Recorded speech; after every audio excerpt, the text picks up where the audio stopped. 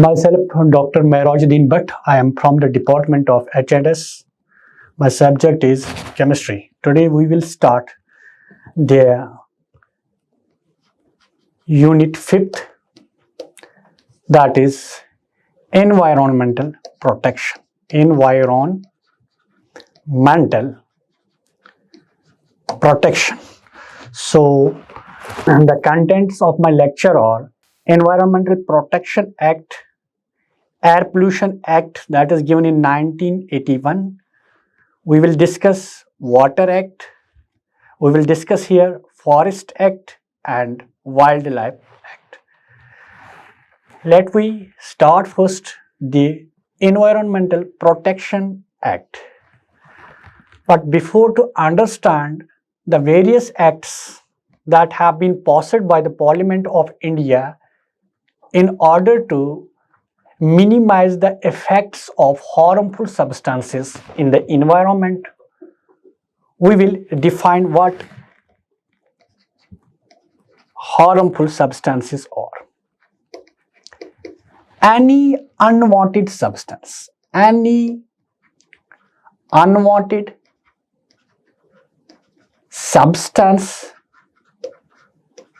or we can say harmful substance present in the environment that affects human health, plants, animals, and the property is known what we call as a pollutant.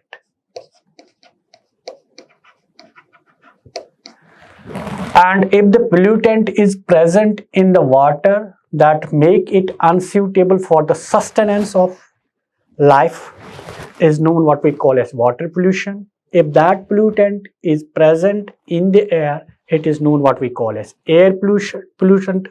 And if it is present, if it affects the land and will decrease its capacity for the cultivation of crops and decrease the fertility of the land, it is known what we call as land pollution. Our parliament has passed several resolutions in order to minimize the effect of these harmful substances into the environment, that is known what we call as Environmental Protection Acts. First, we will discuss the Environmental Protection Act. So, let us start. The Environmental Protection Act was proposed in the year 1986 in India in order to minimize the effect of harmful substances in the environment. Yeah, we can say to protect and improve the environment. And this act have been passed by the central government to take measures. The central government have taken the steps in the year 1986, that is known what we call as Environmental Protection Act. This act take measures to prevent, control and reduce the environmental pollution,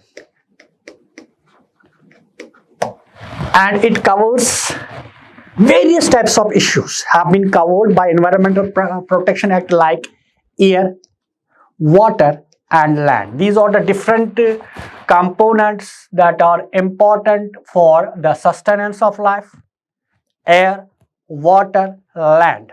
If any harmful substance, or we can say pollutants, are present in the air, water and land, make it unsuitable for the sustenance of life on this very beautiful planet. So we have to take measures in order to minimize the effect of these pollutants. So these issues come under the Environmental Protection Act.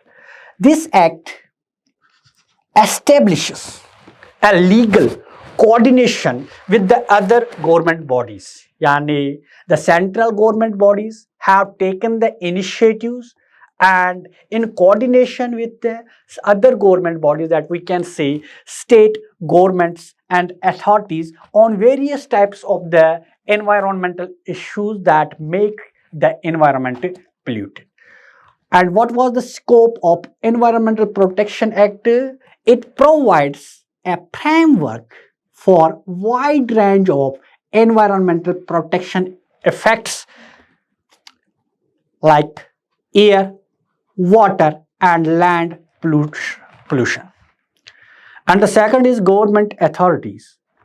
What role has been played by the government authorities in order to minimize the effect of various types of pollutants on air, water and land? The central government empowered to take all measures necessary to protect the environment. This includes setting standards, regulating industries, or establishing authorities to enforce the act. The enforcement of act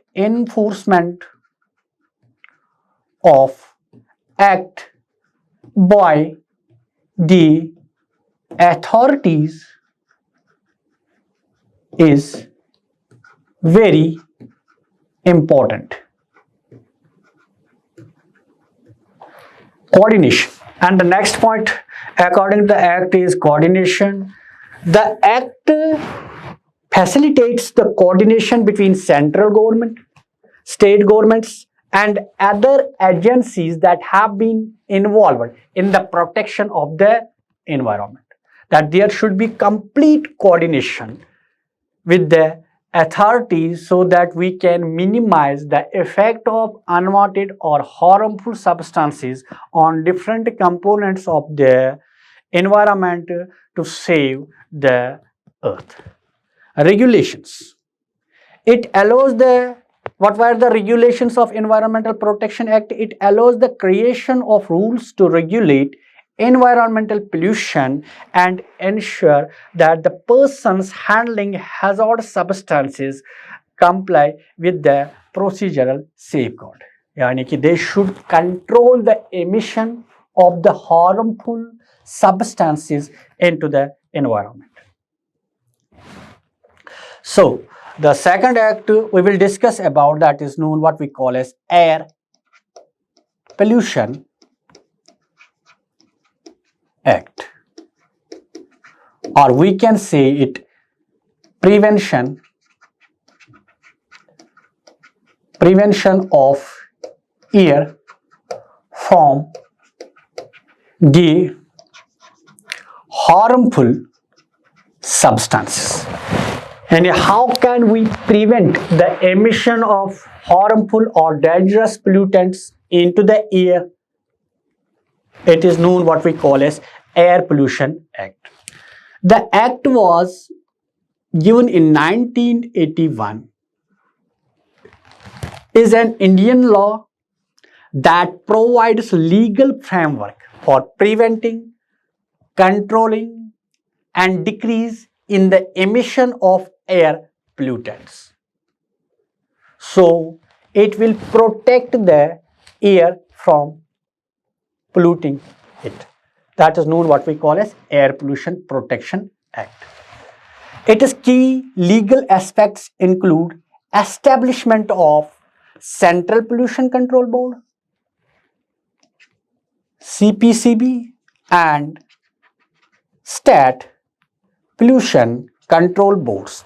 The requirement for the industries to obtain consent to operate and comply with the ambient air quality standards, which can include imprisonments, and these are the punishments according to the Central and State Pollution Control Board, so that we can minimize the effect of air pollutants in the air.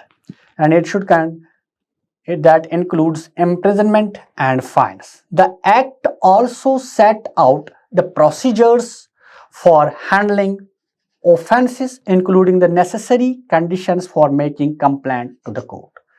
So what is Central Pollution Control Board? It is a national level body that monitor the level of air pollutants and the various sources that result in the emission of harmful substances into the air. So the main role of Central Pollution Control Board is to monitor the level of air pollutants. And the second one is State Pollution Control Board. These are the bodies set up for each state to implement the provisions taken by the Act and advise the state governments and plan according to the provisions set up by the Air Pollution Control Act in the year 1981. So, how can we protect the air from pollution? Air Prevention and Control of Air Pollution Act 1981, popularly known as Air Pollution or Air Protection Act, was enacted by the Parliament of India to prevent the negative impact of harmful substances, or we can say air pollutants, on the air. Indian air pollution has become the major problem. Why we need the Air Protection Act 1981 to minimize the effects of harmful substances that have been emitted into the air, because India has become a major problem in recent years. To minimize the level of such pollution in the environment, so that the air should be protected from the emission of these harmful gases. And this act has two sections. Section 2A, we can say Section 2A, and Section 2B. Section A means any solid, liquid or gaseous substances, including noise, present in the atmosphere in such a concentration that may or tend to be injurious to the human beings or other living creatures, plants and property, or we can say the environment.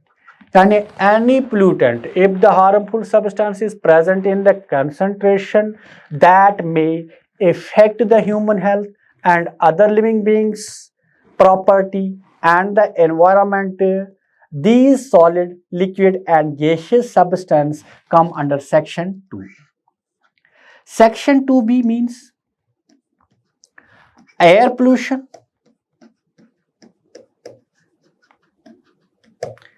that means in the atmosphere of any air pollutant. And Section 2 means if the air pollution results from any harmful substance that make it polluted, come under Section 2B. So we can discuss the Air Pollution and Control of Air Pollution Act. The idea of global conference to discuss and stop air pollution and deterioration of the natural resources was first put forward to the United Nations by Sweden. Therefore, the United Nations Conference on the Human Environment was held in the month of June 1972. Due to the General Assembly passing resolution 2398, resolution was passed in the General Assembly. In the General Assembly, it was decided at this conference that the nations would take action to protect the natural resources, including air. That was the reason Indian government have passed specific laws under Article 253 of the Indian Constitution to preserve natural resources. The Air Protection Act was passed for the conservation of air. So what were the main objectives of Air Prevention or Air Protection Act that was proposed in the year 1981 by the government of India? The first objective was to provide for the prevention, control and reduction of air pollution. The second objective was to provide for the establishment of central and state pollution control boards to implement the act and guidelines that come under the Air Protection Act that has been proposed by the Indian government in the year 1981. And the third was to confer on the boards the power to implement the provisions of act and assign to the boards function relating to the air pollution. So next, what were the legal provisions regarding the prevention and control of air pollution? First, we have these are the legal provisions that have been taken under Air Protection Act. The first legal provision was declare certain areas as pollution control areas. Yani ki we have to declare the red zones where the pollution level is very high. We have to declare. Second is prohibition on fuel causing air pollution. Yani ki we should prohibit the use of fuels. That means petrol, diesel, and we can use damaged vehicles. And one of the burning issue that is right now in India is encroachment.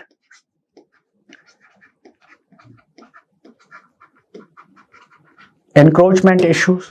We should prohibit the use of petrol and diesel engines to use the alternate sources of energy like electrical vehicles or compressed natural gas. Or the third provision was prescription and approved of appliances for the use in premises in pollution control areas. Fourth was fixation of the emission standard in case of motor vehicles.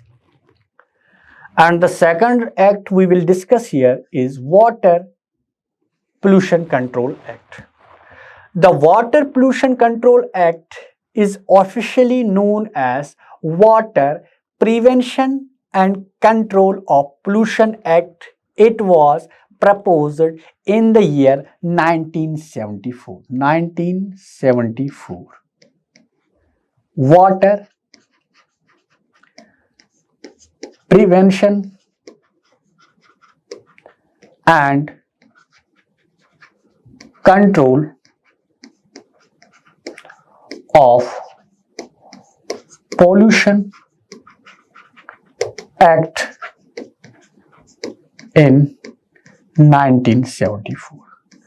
The main purpose of the act was to prevent, control water pollution, again by establishing central and state pollution control boards in order to maintain, or we can say restore, the quality of the water in the country.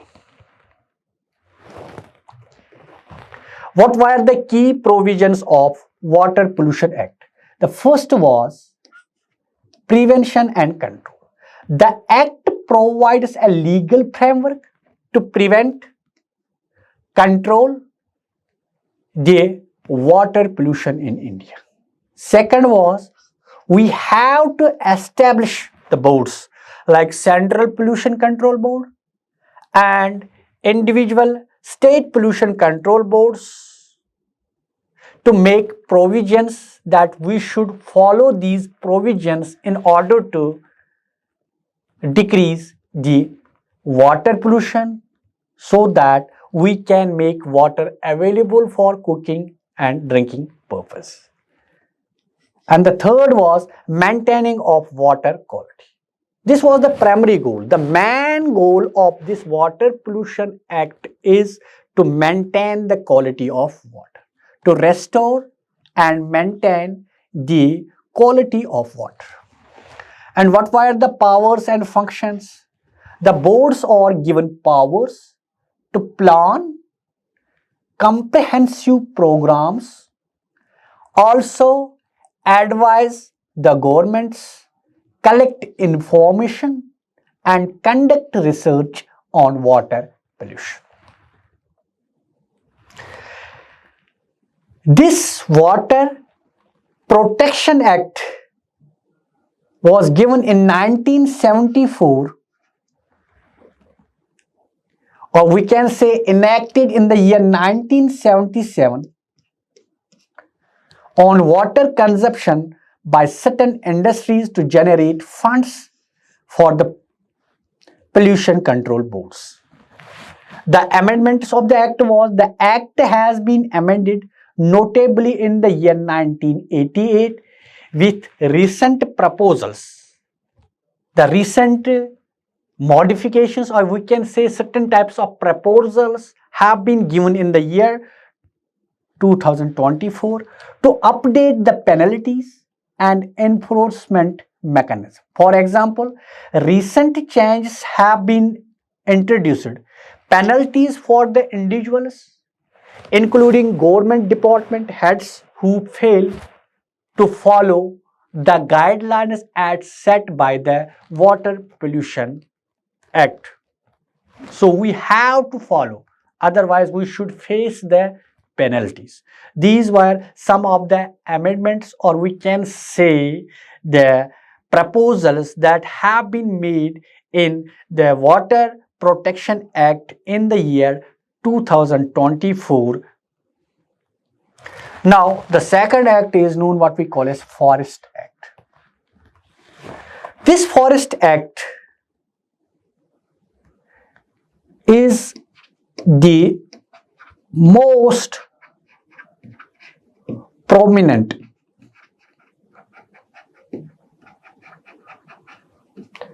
we can say it Indian Forest Act was given in the year 1927, which encourages the forest laws and provides a framework for managed, reserved, protected and village forests. So the main purpose of Forest Act in India, which was enacted in the year 1927, was to reserve, protect, was to maintain and manage the reserved, protected and village forests. Another critical piece of legislation is Forest Conservation Act, which come in force in the year 1980. That is known what we call as Forest Conservation Act, which was passed to curb deforestation. Deforestation is the main problem today in India. We are cutting down the forests for the construction of industries or factories. So this Forest Conservation Act that come in place in the year 1980 is very important and requires prior government approval for converting. The main motive of this Forest Conservation Act is converting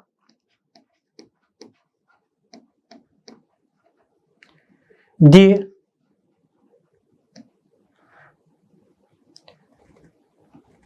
forest land to non-forest use.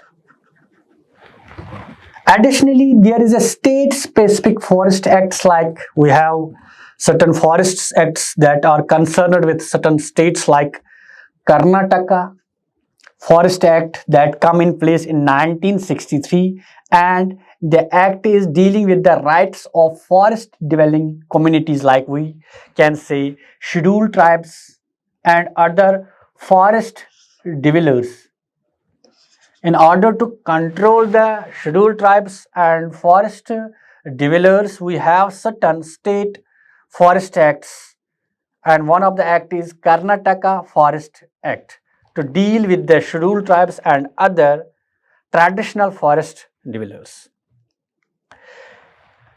So we can discuss here the key forest acts in India. There are certain key forest acts in India that play a great role in controlling the cutting of forests, or we can say in the preservation of forests. One is Indian Forest Act. It was given in 1927. The second one is Forest Conservation Act, given in the year 1918, and another one is Scheduled Tribe and other traditional forest dwellers. That is the man problem. This is the man problem in India today.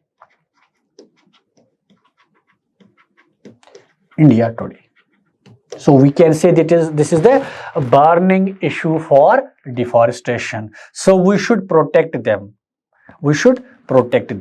So the Indian Forest Act defines the categories of the forests. That means reserved,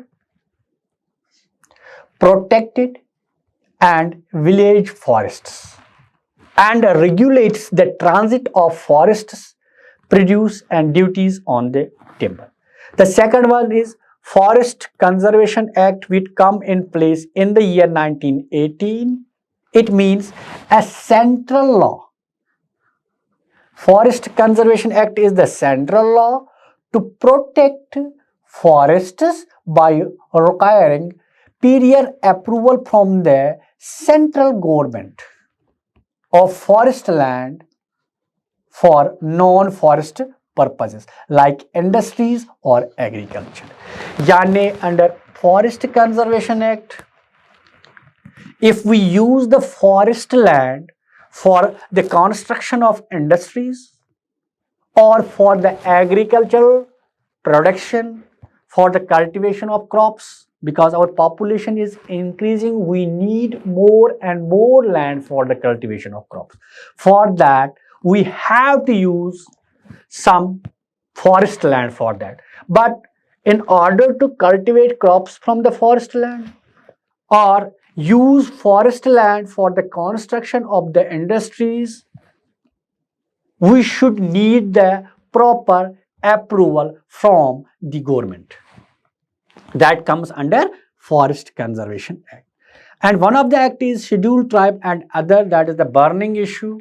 This act come in the year 2006. What was the main purpose and main motive of the act? To recognize and vest forest rights and occupations in forest dwelling scheduled tribes and other traditional forest dwellers who have been residing in these areas for the generation and whose rights could not be recorded. And we have not recorded the rights of these people who are scheduled tribes or forest dwellers. They are residing in those forests and are using the forest resources for their personal uses. So this act come in the year 2006. And another one is State Specific Act. State Specific Act, or the act that is passed by several states in order to protect the deforestation, yeah, we can say, in order to protect the forest. And individual states such as Karnataka, we can say Karnataka Forest Act that has been put into place, yeah, come in force, we can say, in the year 1963. Yani they have formed their own legislation that governs the main purpose of the formation of their own legislation was to govern the forests within their boundaries, and these acts have specific provisions, yani they have to protect the forests in their own territories. Or these are some of the acts, these are some of the acts we have discussed in this lecture in order to protect the environment, that means air, water, forest resources from pollution. Yani these resources are very important for the sustenance of our life. One quote is famous: if we temper the nature, it could alter the species. Tempering of nature means if we are cutting down the forests, if we are polluting the air, if we are polluting the water, that means we are tampering with the nature. It could directly affect us. So we have to make certain provisions in order to control the pollution of these important parameters of the earth, so we can save our life. And one more act, we can say one more act is the Wildlife Protection Act. This is also the burning issue in India. We can say the burning issue in India is the extinction of wildlife.